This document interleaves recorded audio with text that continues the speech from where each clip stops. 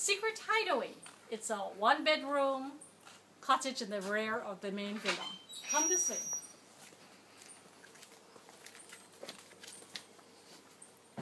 This is the sitting room, which sometimes doubles as a bedroom, and tonight it's made up for 3 kids. That's why we have the futon in here.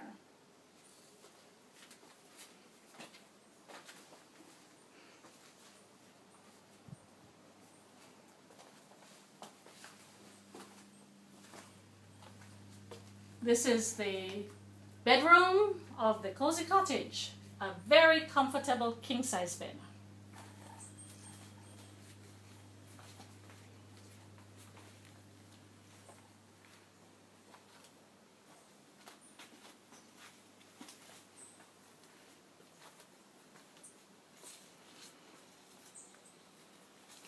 The best part of the cozy cottage is that it's very private.